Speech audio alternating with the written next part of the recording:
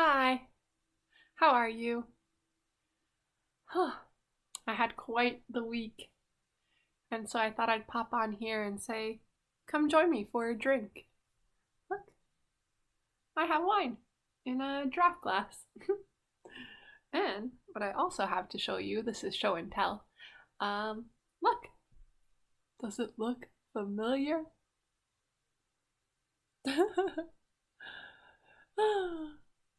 Anyways, Whew. um, my car died this week, so I was looking at car prices and it's insane. Uh, yeah, it was my first car. It had a lot of memories in it. I was like, man, I cried in that car. I had a lot of different jobs that I drove to in that car. I took that car to Quebec City, not too far. It was always kind of janky, but it died, and the mechanic was like, "This is a death trap," and I was like, "Thank the angels, keeping my wheels on while I'm driving." But I thought not to risk it anymore, and so I sold it for parts. And yeah, it's kind of like a milestone when your first car dies. And so, anyways, I was test driving other cars, and the prices are insane. Like a 2018 Mitsubishi Mirage, which is honestly not a very good car, that's pretty low end, was going for 13,000, and I was like, okay, I'll buy that. But then at the end of the day, at a used car lot, it was 21,000 total. And I was like, ooh, I have a lot of student debt still that I'm really working very hard on. I cut out all unnecessary spending. Cut it all out, except for the wine. I guess that's not 100% necessary. Or is it? Um, yeah, but I cut out all unnecessary spending because I spent a lot in university on like clothes, makeup, anything I wanted really. Even flying lessons. Although I was working when I did flying lessons, but I mean, I was living paycheck to paycheck and not really being responsible with my money. So I spent a lot of money in the past, and I think that that was not the smartest decision because I'm still, yeah, I don't know. Well, I don't know. I'm lucky. I'm very lucky and fortunate to have been able to have those experiences, and I really value experiences. Um, Sometimes too highly because I've kind of done some crazy things. What, in the name of learning or really in the name of fun? So, um, but yeah, the prices of cars are kind of crazy. And so then I went to a Hyundai dealership, and actually, the price of a Venue, which is what took over for an Accent, which is kind of like a little tiny SUV, is cheaper, brand new, than that 2018 Mitsubishi. And that Mitsubishi had like 80,000 kilometers on it, so it wasn't brand new. And and then I went and looked at Toyota, and yeah, it's like 20 for a Corolla. I think it's 20, just under 24,000. So it's actually makes more sense to buy a brand new car if you're willing to wait a couple months to get it, than it is to buy a used car. Supply and demand, bitches. I shouldn't swear. Um, so yeah, it's kind of crazy, and like what's happening in the world is really crazy. And I don't mean to come off as though I'm complaining about like things that when other people are suffering way worse, but I do think there's value in saying that, like, in talking about things, even though there are other things going on that are definitely more pressing and way more important and heavy. But uh, yeah, like, what's going on in the world is really scary. It is really, really scary. I'm scared. I'm scared for my future too. Like, just like I can't speak for other people and their experiences. All I can do is speak for myself. But um, this woman is scared for my future, and I'm scared for everyone else's future because I'm not really the worse off Not to say that I'm rich, I'm not, but I wish. I really do. Sometimes I fantasize about it. I'm like, all my problems will be solved. Um, that's not really true, probably, but I just see like having a lot of debt, like having a lot of student debt, as a huge barrier to having my freedom. And I really just want my freedom. Like, I want to be able to be myself, and I want to do what I want to do when I want to do it, which sounds like a baby thing to say, but I don't really think so. I mean, if you look outside, there is no drought right now where I am. There's no drought, yet things have consistently, ever since I've been alive, I was born in 1993, ever since I've been alive, things have gotten worse economically. And we sacrifice more and more every year in the name of trying to fix our economy, which is not that bad right now. Oh, and it's not good, but it's not compared to where we were, but it's not awful in this moment. But yeah, we've sacrificed a lot, and we continue to sacrifice more every day in the name of like trying to have a good economy so that everyone could be wealthier. And it's like, it's not working, and hasn't been working for a really long time. And our environment is deteriorating, which is connected to our living conditions, which again is connected to our environment. Like, all these disasters that keep happening, weather disasters, those cost a lot of money, right? And infrastructure. And people's livelihoods and houses get destroyed, and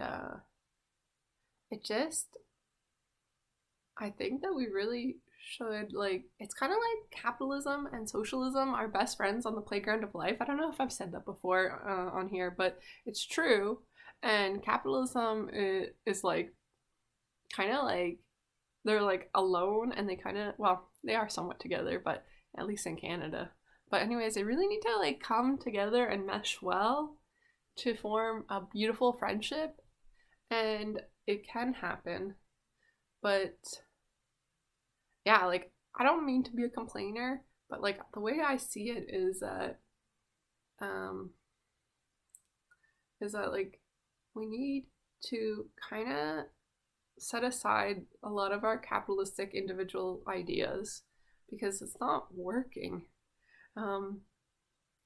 And our social, sustainability is basically your economy, your social wealth, like community, basically how integrated community is, and our environment.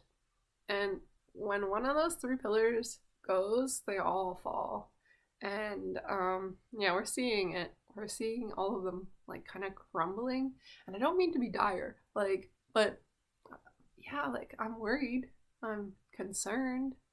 I think about what I want my life to look like quite a lot these days. Well, I'm 29 years old, so I guess that's the time. But that's like, I'm coming up to like, it's like when homework is due and I'm like, or like an exam, and I'm like studying the night before. Like, I started studying the night before, and I mean, it's possible to pass and get a decent grade if you really hustle, but yeah, that's kind of what I feel like right now with like my life, because I'm like, I didn't think about these things until my Saturn's return, which Saturn's in the same place in the sky when you turn 28.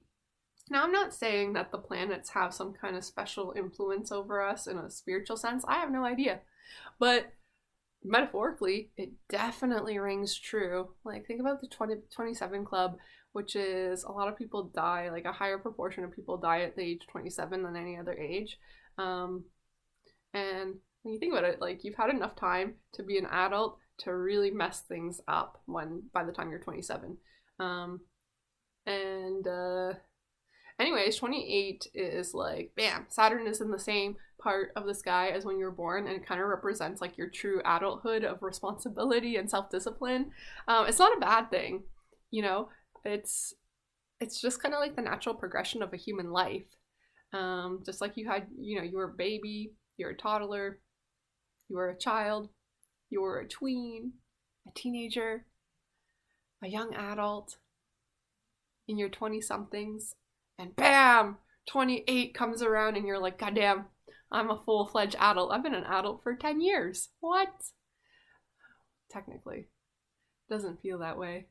And I definitely think that I appear naive and innocent and young, and I'm definitely an innocent soul, but naive? Oh, I don't know if I'm that naive. I think that I definitely sometimes let people think I'm naive. Because I'm like, why would I? Like, if you think I'm dumb, okay, that's fine. Because then you'll never see me coming, fucker. That's always been my attitude. If people think I'm dumb, I'm kind of like, whatever, play it up. So, yeah, I'm definitely sometimes come off naive, but I have lived through, like, I've done a lot of different things, and survived a lot of crap and made a lot of mistakes. Like, I'll admit, I made a goddamn lot of mistakes that cost me emotional damage. I was like, what the heck, Nicole? Like, did you not have good self-discipline to avoid those things? And I'm like, self-discipline or self-esteem or something like that. But actually, I'm like, thought a lot about this, and I'm like, I think I just prioritize experiences a lot.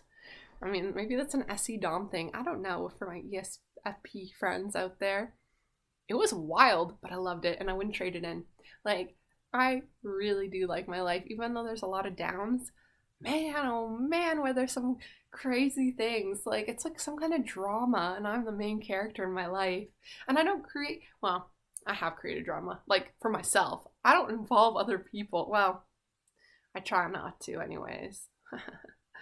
But, like, geez, it just, yeah, it was very interesting. I learned a lot. In the spiritual communities, they think that, like, you sign a contract before you are born here, which kind of outlines all the major points of your life, and they're inevitable. And I'm kind of like, what the heck? Is that true? Did I, like, sign up for this crap? Because, what the heck was my high self thinking? This is hard. And my logical side is like, that's just metaphors, you know? Or like, I don't know. Does it matter? I don't think it matters. Like, don't heaven's gate yourself. And what I mean by that is, you can take spirituality pretty far, and honestly, I don't think it matters. I mean, your spiritual well-being certainly seems to matter, like, because it makes you feel happier and healthier, and it seems to be kind of a need, but you could take it way too far, and that's Heaven's Gate, like, which is this guy kind of, I think he had schizophrenia, and he was definitely vibing on some kind of energy that was not very nice, like, not a very nice energy, to be honest. Like, and tarot cards have a lot to do with energy and reading energy, and like, we're all made out of energy, so I kind of buy into it and I kind of don't. And you just gotta be real careful with what you believe, right? Because none of that stuff is easily measurable or at all. And, like, people really believe it. And, like, I mean, it's one thing to believe in science, which, can be backed up and observed. It's another thing to, like, flat out believe that if you assimilate and completely get rid of your individuality for 30 different people and then kill yourself so you'll be able to be beamed up into heaven. Like, what the heck? That's I don't think any kind of celestial being is going to ask you to get rid of your individuality. Like, that does not seem to make sense in my mind, because what the heck? Like, you're an individual for a reason. Go discover who you are. That's kind of what this place is for. I'm pretty sure. But yeah, don't get married to any idea. That's my advice, anyways, to myself and to the world, and to my future children if I ever have them. Yeah, it's kind of crazy. My God. I am fascinated by cults, truly fascinated, but also terrified. It's more scary than Jigsaw, which was, like, people say that movie's not scary, Saw, but Saw #1 is, I think, the best horror movie ever made. So shout out to that guy who wrote that movie, because he was, sometimes, like, these people come up with these good ideas and they're independent and they're just so good. I want to make really great art like that. Maybe not necessarily a horror film, but, like, I want to make great art just like that, because that was great art. Like, I watched that movie and I was like, it took me for a ride that I would gladly go on again. I mean, sometimes I fantasize about being kidnapped by John Kramer and like, what would I say? What would I do? How would I react?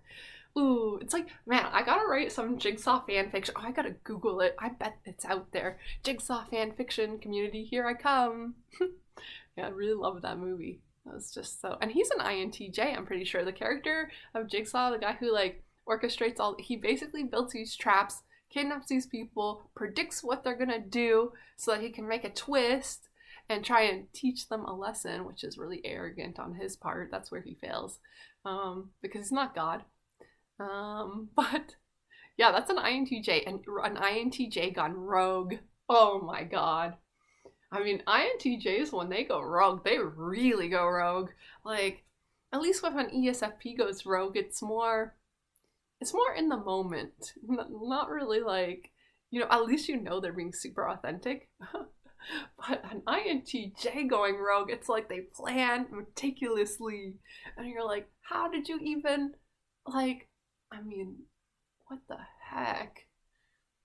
But anyways, I love that movie, and I don't know if you don't know that reference, I'm sorry, that probably wasn't very interesting.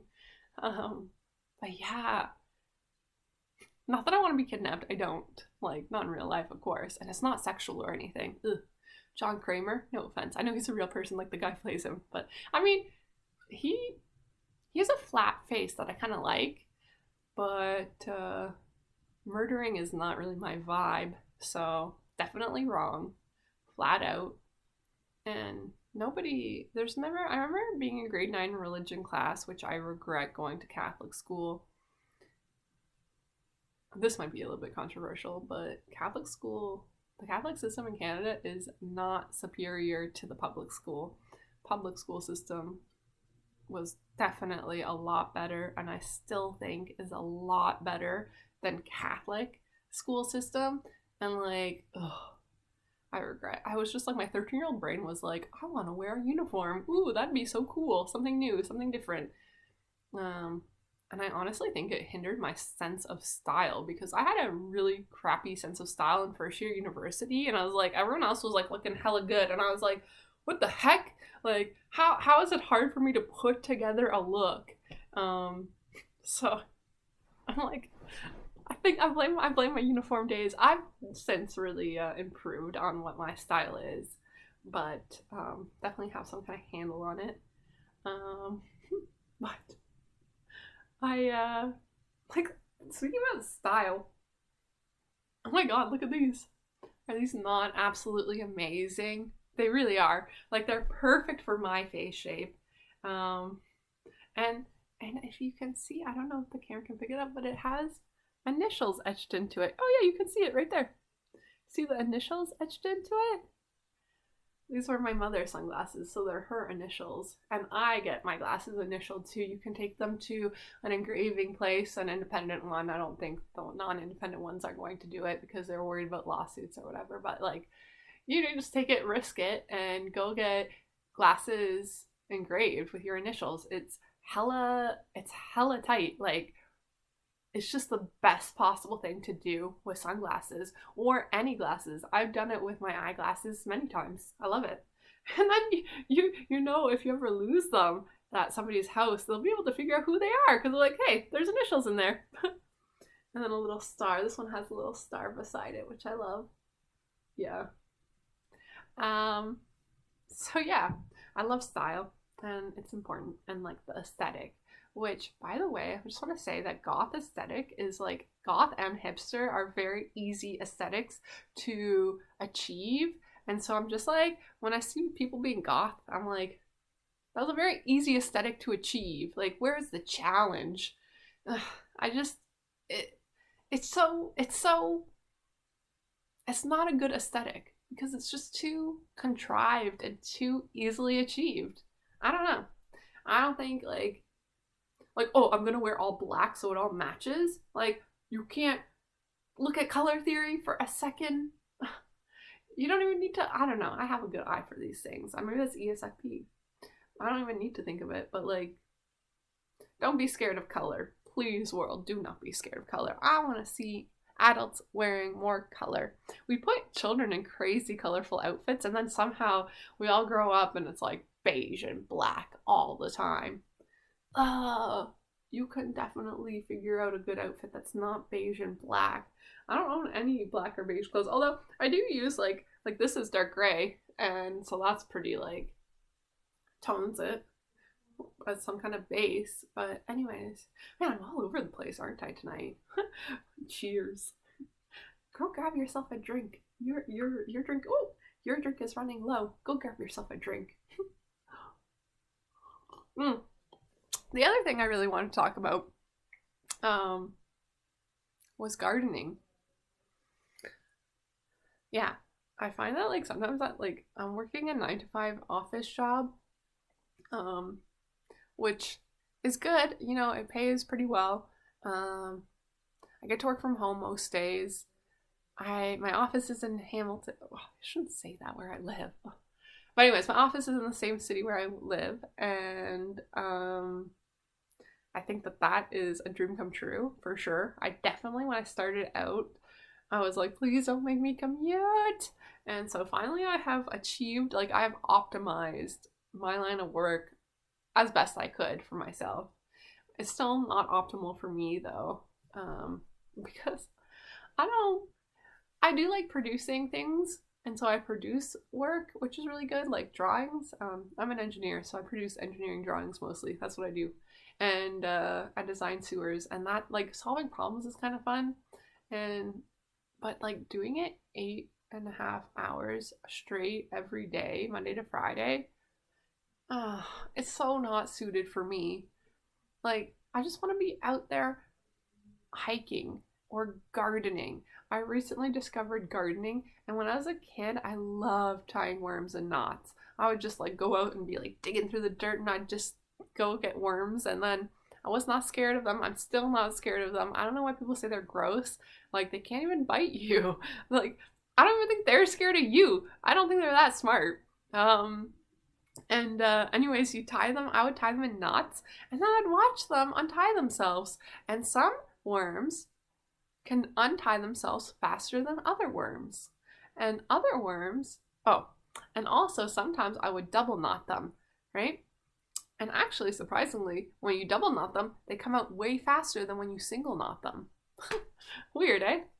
But yeah, worms. I really liked worms, and there's this like idea out there that, you know, when you're thinking about what you want to choose as a career, or what will make you happy as an adult, like go back to your childhood and what made you the happiest. Yeah, digging in dirt and tying worms and knots. And I was like, how can I make a career out of that? But that was me. And that's what I liked to do. So, and I still like to do it, to be honest. I'm like, look at these little worms. I talk to them. I'm like, hello, Mr. Worm.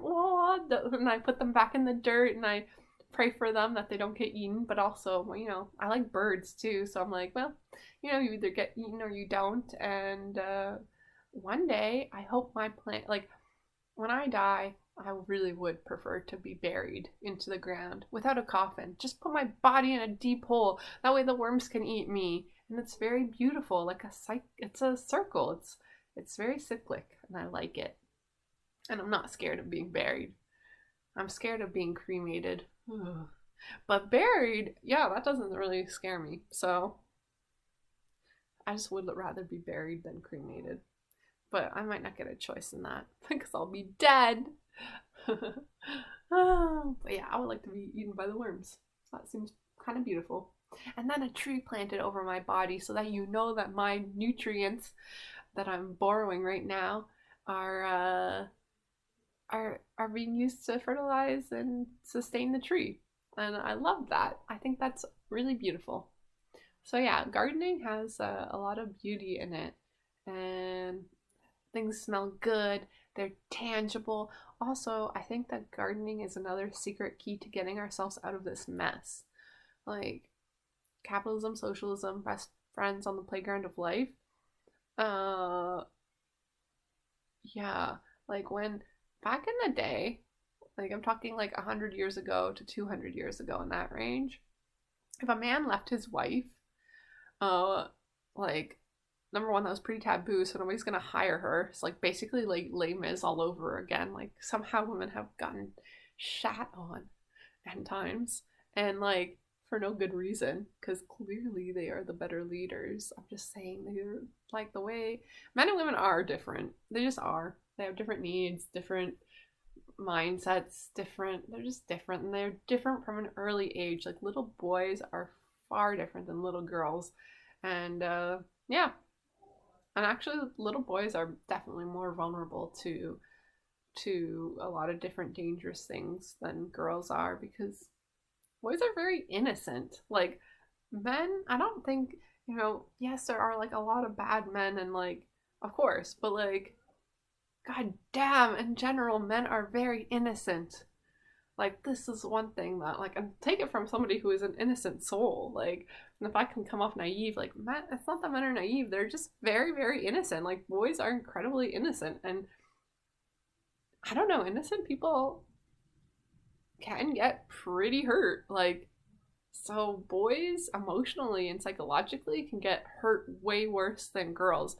Like, and I'm not saying do this crazy unethical experiment, okay? We're past the 70s. But like, if you took a little girl and a little boy and subjected them to the same psychological abuse and emotional abuse, I'm not talking physical, sexual, or any of that, but like psychological and emotional abuse, I'm telling you that like the girl is way more likely to be a better functioning adult with better mental health than the boy.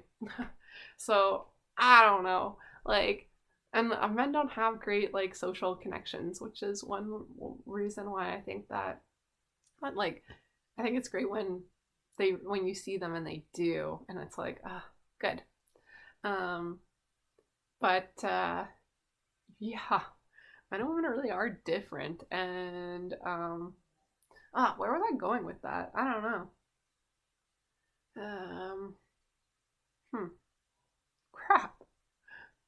I always lose my train of thought. And I haven't even had that much alcohol. Like, see, not that much. I started with one glass. I'm pretty sober. But yeah, it was kind of crazy. Like, this whole week, and life is really hard. And the spiritual communities say that we like chose to be here, volunteered to be here in this time. And I'm like, I don't know if that's true. And if that's true, then what the heck? Like, it's nice, it's comforting to think that there's some overarching plan, but I don't know. I definitely know that there are better ways of doing things. And so gardening is a secret key, and so is parenting. Like, oh, this is what I was saying about women and men. Okay, so 100 to 200 years ago, like, if a man left their wife, how is she going to feed their children? So I think that a lot of women in those situations turn to gardening like heavily to feed their families.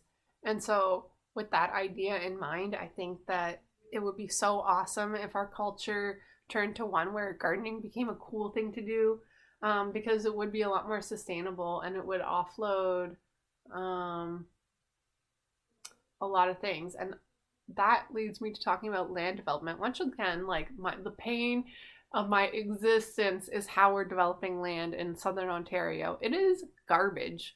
Like, land development in Southern Ontario is absolute garbage, and it's ironic because that's my job. Like, I'm not the one who decides what gets built. I'm not the one who approves it. And you have to be pretty high up in politics, actually. Like, thank you, Ford. I know you're trying to save the economy or some shit like that, but god damn, these houses going in are garbage houses. They're low quality, they have no frontage at all, and they cost millions of dollars. Like, what the fuck? What the fuck? And, I'm this 29-year-old woman, and this is where, like, we're going into danger territory. Like, my mind, I call it the danger territory to go there. But I'm a 29-year-old woman with no marriage prospects, so I don't have any prospects to have children, and I fucking don't even have prospects to own my own house. And it's not as though I didn't work incredibly hard. I did. So fuck that shit. And that's why I hate when politicians are like, or really rich people are like, well, yeah, I'm a billionaire, but I worked really hard to get here. You sociopathic asshole. There are a lot of people who don't make any money, who work incredibly hard all the time, and they sacrifice their health and their family for what? To survive and to pay their bills. And that is not what was intended for humans. Like, chickens should live chicken lives, humans should live human lives. And I don't want to be tied up into a cage where I can't even walk around. So, yeah, I feel like the way we do things and the way things are set up are not optimized for everyone's health. And this is backed up with the fact that more than half of everyone has depression and anxiety in North America, and is on antidepressants. That is shocking. It tells you that something is wrong, and that something, honestly, I think about it all the time. That something is how society is. Like, we're isolated as fuck in our tiny little houses, and we don't know anything about nature or how to be independent from society. And so society is like this monster in and of itself that nobody really can control. And politicians, like, the way politics is set up, it's not as though one politician can come in and fucking save the world. Like, well, maybe they can. I don't know. I mean, if you're into politics and you think you can do it, please, like, I mean, just remember that the road to hell is paved with good intentions. That's true. And I hope that my own story in, like, the arc of this universe is not one of, like, a villain origin story or some shit like that, because I definitely could see myself being a villain. Holy fuck. I mean, I know I'm innocent and good, but, like, I am well aware of my evil side, and when things get real bad, I get pretty nihilistic. And that is, going back to MBTI, ESFP, well, I am an E-demon, so if you take away my freedom, I'm going to destroy everyone else's freedom. Everyone's. Like, if I don't get what I want, you certainly aren't going to get what you want. And I know that's really selfish and awful, but, like, I mean, everyone has their faults, and at least I'm aware of mine and can kind of, like, be like, take a step back, Nicole. Take a step back. Don't do evil things. Don't hurt anyone. But, like, honestly, sometimes I'm pretty creative with my evil things that I do. Evil, like, I use that word too loosely. But, yeah. Like, when shit goes down, you do not really want to be fighting with me. I am not a good enemy to have. And I'm not threatening anyone out there or anything like that. No, no, no, no, no. I'm like, this is the opposite. I'm trying to say that, like, I rein it in. I'm like, don't be evil. Like, I meditate on it. Don't be evil. Do good things. Treat people well. Everyone's trying to do their best. Yeah. And then that starts with treating yourself well. If you can treat yourself with kindness, and compassion, you will be able to do that for other people too. So, like, you gotta start with yourself, and then, boo, like a flower, just blooms. Yeah. So, oh my god. But, like, the evil side is kind of like, sometimes I'm just like, I want to have, like, a fantasy of just, like, flat out evil me. And I actually wrote a poem, a short poem. Let me find it. It's on my phone.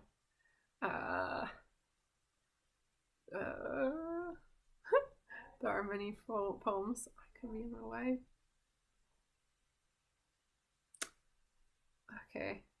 Okay, here it is. Age of being me, age of being mean. Roof! Hipster aesthetic is easy, just like the goth aesthetic was easy in high school and punk which followed. Fuck these low bar aesthetics. See, true opinion from me, which is not that mean, but it's kind of mean. Like, I mean, if you really are into the goth aesthetic, you might be, like, feel a little bit insecure after I said that. And plus, like, I can be really direct too about whatever the fuck I want, but I can also be, like, really beat around the bush, and I have some level of control over that. So yeah, sometimes when I'm, like, direct, it really takes people off guard because they don't expect it, and I'm just like, and then I'm like, have a really valid point too, and they're like, oh, my feelings, and I'm like, fuck your feelings, I don't give a fuck about them, and I don't. But I kind of do. But I'm definitely critical as fuck about other people's feelings. Like, when people are like, I feel guilty. I'm like, let me assess whether you should feel this way. And I'm like, no, Nicole, don't think like that. I don't think about it consciously like that, but yeah, I am definitely very critical of how other people feel. And like, sometimes that's good because like sometimes you'll be like, oh, I feel really bad about this. And I'm like, you should not feel bad about this because you had no control over that and blah, blah, blah. And then other times when like people do something wrong, and they don't feel bad, and I'm like, moral police coming out to give you a ticket.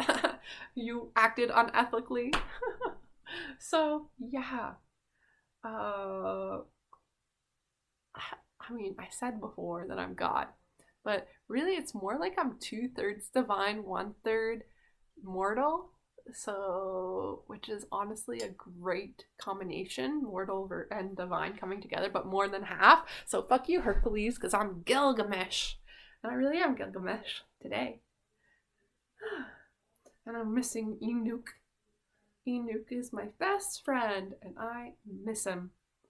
Where is he?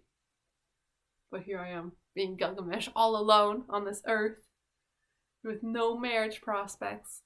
No prospects to own my own house. Well, I might inherit if I'm lucky. But I got a lot of sisters. And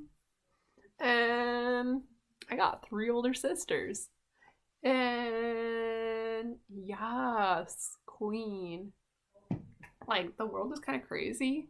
Housing prices are garbage. Car prices are garbage.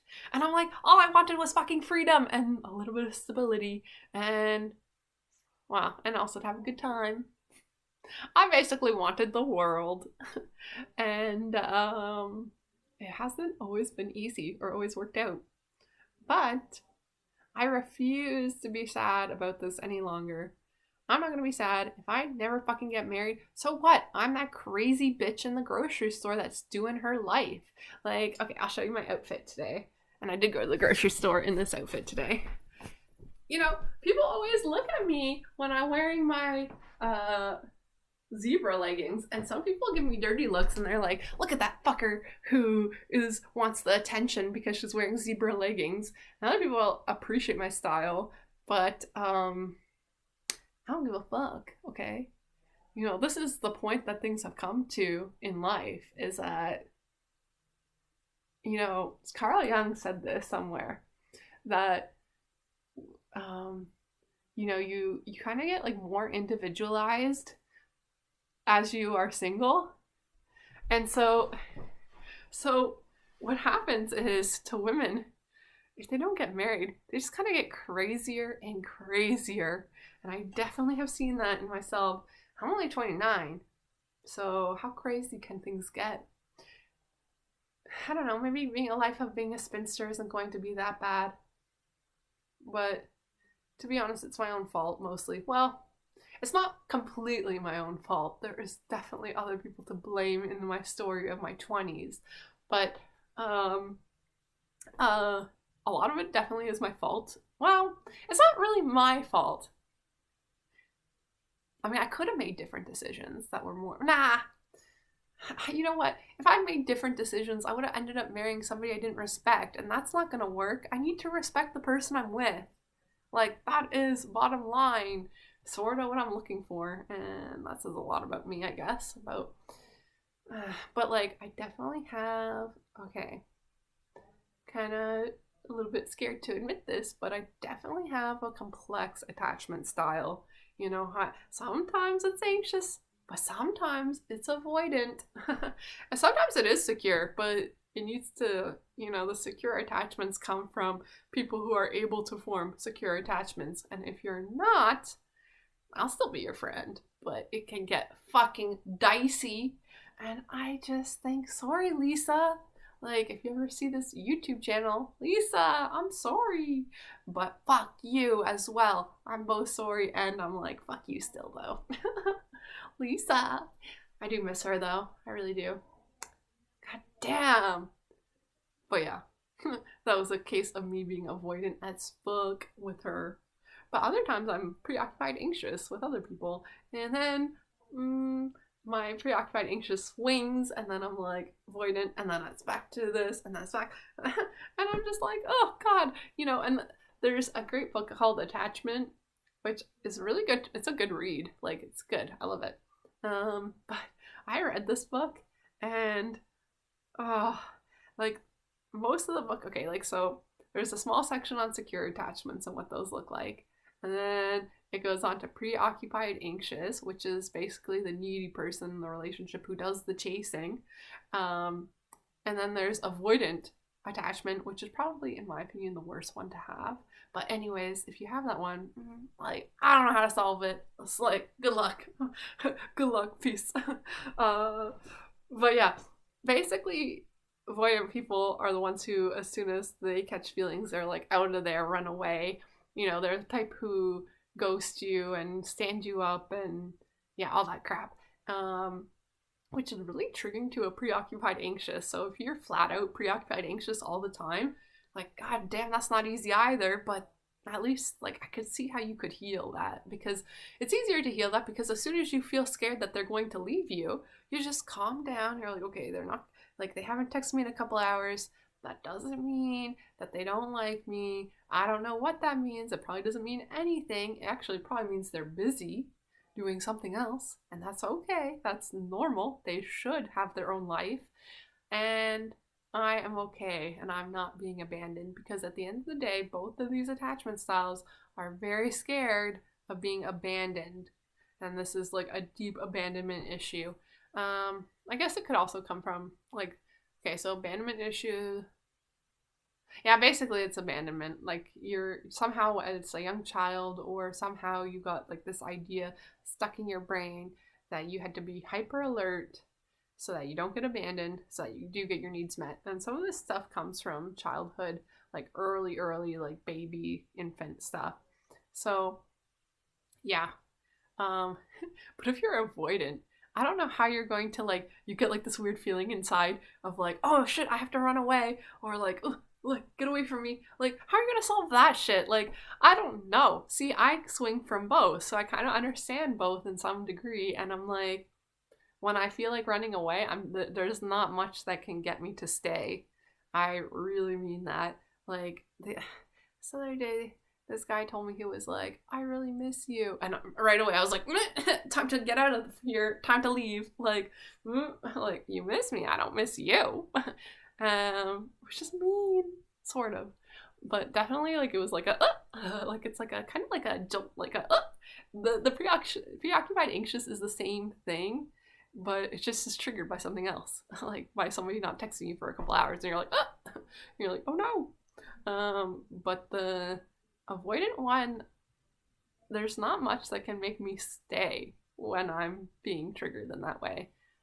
I don't like saying triggered. I hate that word. I don't hate it, but I'm definitely like, it doesn't feel exactly accurate in that context. But anyways, yeah, so complex, the book goes on to say that the rarest type of attachment style is complex attachment style, where they basically have both. And, and I'm like, oh crap, I definitely am complex. And yeah. Well, whatever. But most of my actual relationships are securely attached, because the other ones don't last, because I'm like aware enough and like have lived enough that I'm kind of like aware of these patterns, and I can see them like when they're happening and recognize it. So yeah, I just kind of walk away from those things, because I think it is better to have secure attachments with people. It is better for both people involved. And yeah, so like most of my relationships are securely attached, and I don't get triggered in either way. But like, so I mean, if you're younger, or even if you're older, it doesn't matter at all where you are at your life. That doesn't matter one bit. But if you feel like you struggle with that, I recommend reading that book, because it helps you to recognize patterns and to understand yourself with compassion. Because, you know, if you're an avoidant person, you don't need to feel bad about this. You just need to recognize that, like, this is something that's going on, and yeah, that's okay. Like, you know, and you can take steps. I know I said I don't know what to do about that one, but like, you can take steps. Like, when you do feel those feelings, what I actually do when I feel those feelings is I actually stop myself, and I just kind of like take a time set aside some time just for myself, like a minute or two, and I say to myself, okay, you feel this way, okay, but I want to remind you, and that's okay, you feel this way. That's, you can feel what you feel. Let yourself feel it. But I want to say that, like, you are not going to be abandoned, and that you're okay and that you're safe. I just kind of remind myself that I'm safe and that I'm not going to be abandoned. Yeah. And this definitely has helped, just to like, it's kind of like a reset where I'm kind of like telling my brain what to think, So it's pretty good. Pretty good strategy to deal with that. Man, I need to get better at like editing these videos because like there's lots of great ideas. It's just that I don't like scripting, and but basically what I'm trying to say is that like okay, why I make these videos, and I have this book here to help me. I think it's page 47. Let me see. So I'm reading this book on childhood. Yeah, Childhood by, oh, it's backwards. Childhood by Connor, who made some docu-series on childhood in the 90s. Glory date of documentaries, in my opinion. Anyways, so it's basically kind of like studying childhood in a sort of an academic way, but also in a more, like in a way that is accessible for people. Like, kind of like Carl Sagan's approach to the Cosmos series, except it's not space and the Earth, it's childhood that we're studying and looking at here. So, anyways, I was thinking a lot about why I even post videos. Shout out to my 30 followers. Thank you. You do you, and I'll do me. Peace out, Girl Scout. But anyways, why I post these videos, there's a lot of reasons, and I'm trying to understand it still myself. But I think it's important to create something. Like, we're creative by nature. It really brings a lot of peace to me to create something. And then, like, YouTube is a good platform because it's there forever. Although inherently a little bit, like, there's some risks that come along with that. But there's those reasons. And then there's also this reason, which is from this book. Well, I mean, I've thought about this before I read this book, but this kind of sums it up in a good way. Okay, so where is it? Oh, it's not on page 47. Crap, I don't know where I read it.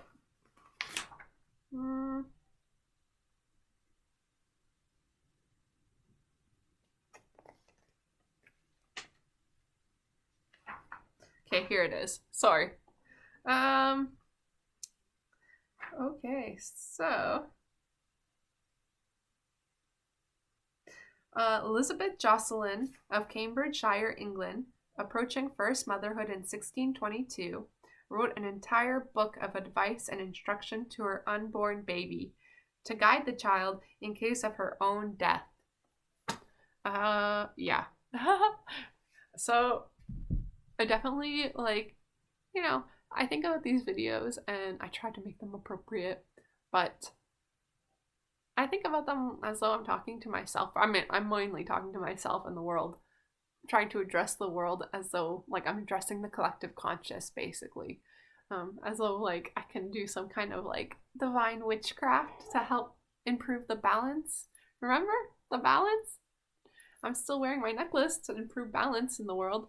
But yeah, I'm trying to, like, use YouTube to improve balance in our universe and in our world. And I'm also kind of like, oh, like, I do want to have a baby one day. And so I think it would be great to have, like, a set of videos that I can, like, uncensored me without a mask on, and yeah, to get my ideas out there. And some ideas, like, you don't have to believe them, you don't have to agree with me, but it is a good starting point then. And if you don't agree, please, like, I don't know, say something, because maybe I am wrong. Like, I'm scared about believing in any idea too strongly because of like Heaven's Gate and that kind of stuff. So, yeah. But, I do have a lot of wants. Like, I don't want to, I don't want to live a spinster life, but I also don't want to, like, if I never have a child and I never have a beautiful home with a lot of land around it, which are basically the two main things that I really want for myself, so that I can go explore the land and teach my child about land and gardening. And I just want to have a lot of land around my house, like in the woods somewhere,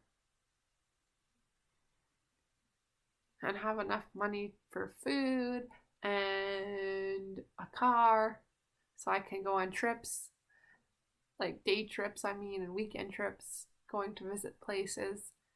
Um, and all of that costs a lot of money.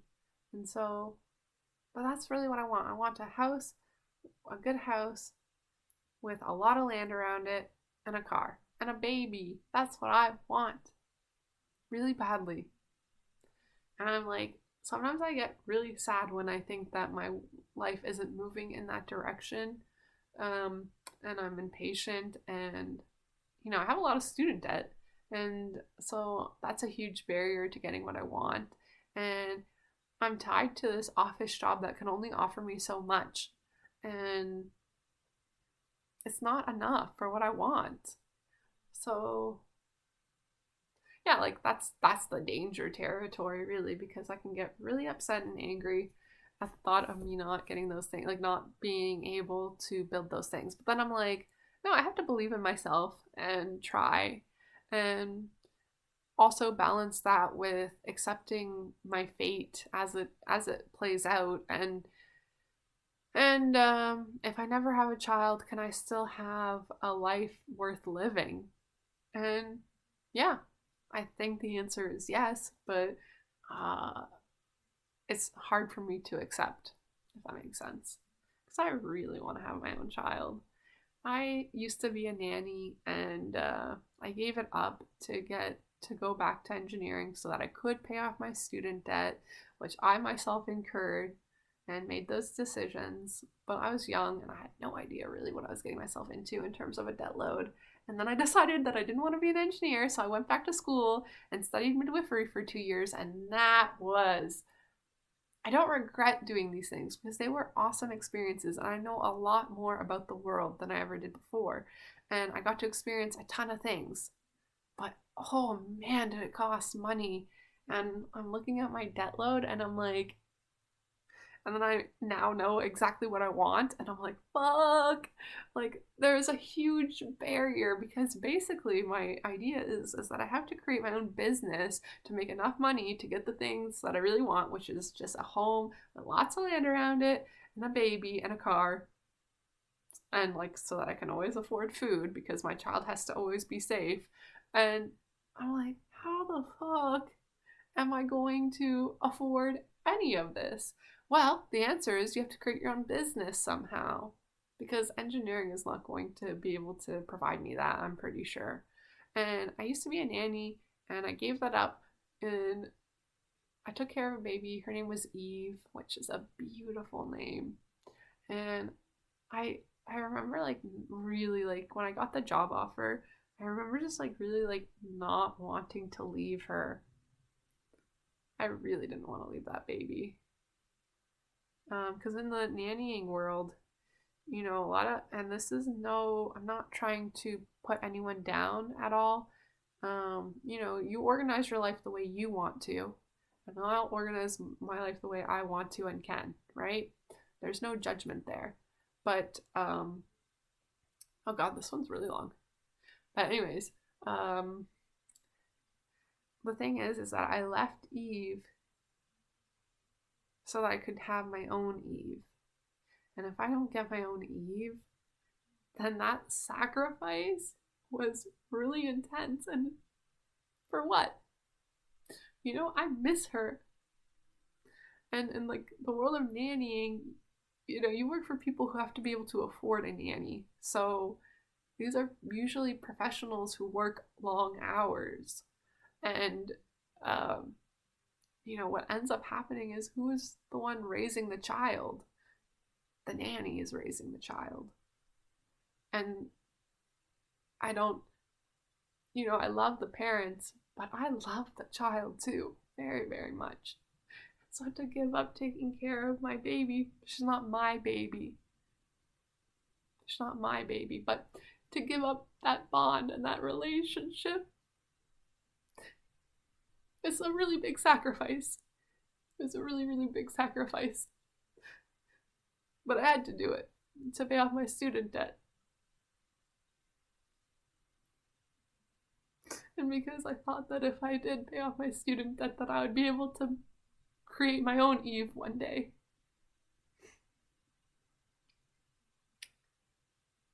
Anyways, if none of this happens, then I hope some good can come from my life. I really do.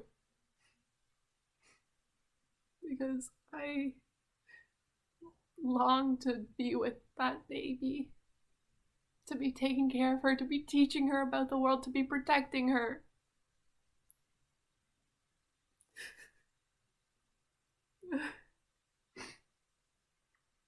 But I had to, I guess, put myself and my needs first, and I guess I need to pay off my debt, which is kind of what the universe said to me a long time ago, and I knew it to be true, that I had to be responsible with money, and so now I am, but it's now I have to be patient too, because it's going to take me a long time to pay off my debt at this rate, and I've already minimized my spending to the maximum amount, and I still don't ever get to buy my own house at this rate.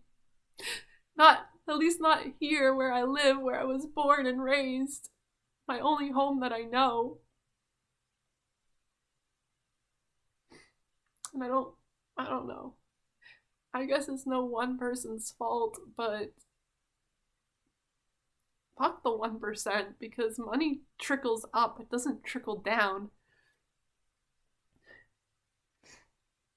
So, yeah.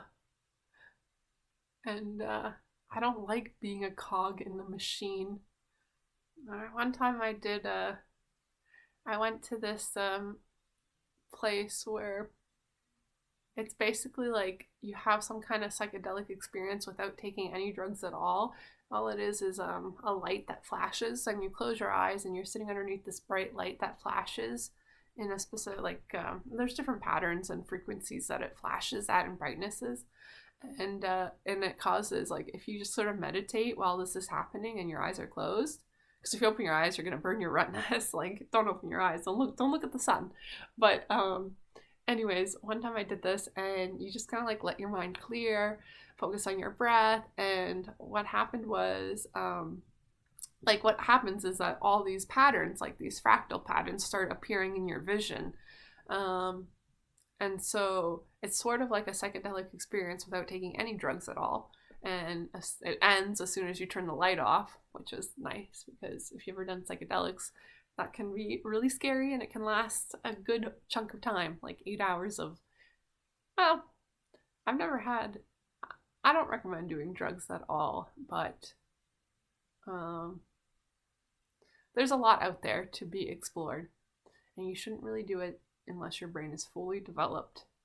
So wait until after 25 in case my future children ever see this, if I have children. But anyways, yeah, so this light thing.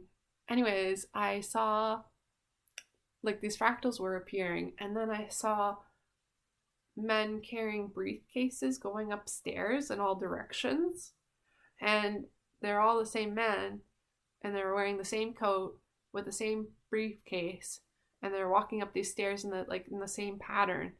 I should draw it because I can still kind of see it in my mind.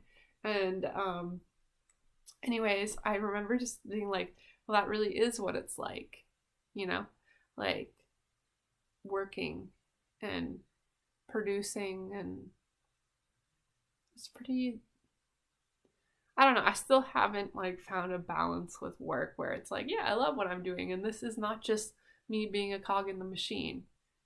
I don't feel that way. I felt that way about being a nanny. I felt like my work as a nanny was actually far more instrumental and important. It was really only important for that one person that I was taking care of, or the other children that I took care of, but it was far more instrumental than any piece of work that I could produce to sell to another person so that they can make money, and going on and on and on. And it was just so, like, that's the only time I really felt that my work mattered. And it's ironic because the rest of the world doesn't think that being a nanny matters too much, but it matters more than anything else in this world. So maybe I'll leave it there and upload a super long video. But I don't know. The one thing about uploading long videos is that nobody's gonna see it, and so I have to figure out how to get these ideas out in a more in packets that can be digested. I'll think about it. Okay, peace out, Girl Scout. Thank you for having a drink with me. See, it got a little bit emotional. Drinking wine with the ladies. You never know where you're gonna go. Bye-bye.